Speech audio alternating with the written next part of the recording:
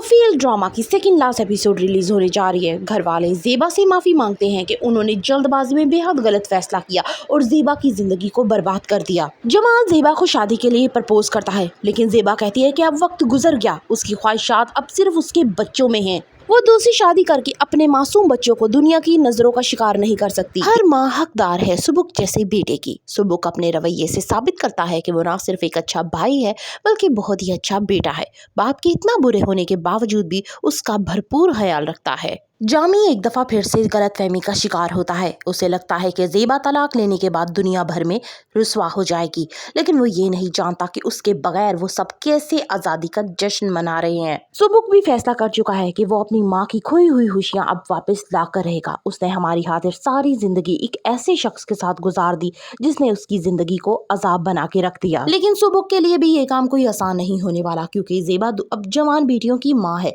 और उसे शादी के लिए फोर्स करना, और ऊपर से जब जमशेद को ये बात पता चलेगी कि ज़ेबा दूसरी शादी करी है तो उसका रिएक्शन भी बहुत शदीद होगा। सुबुक को एक बहुत ही हसास बेटा दिखाया गया है। वो जहां माँ का बहुत ख्याल रखता है, वहीं पे भी वो अपने बाप को भूला नहीं है, बल्कि उसकी कफालत के लिए अब भी उसके घर जाता है और कुछ पैसे उसके लिए रख के आता है, क्योंकि वो अच्छे से जानता है कि ये कोई काम काज तो नहीं करता।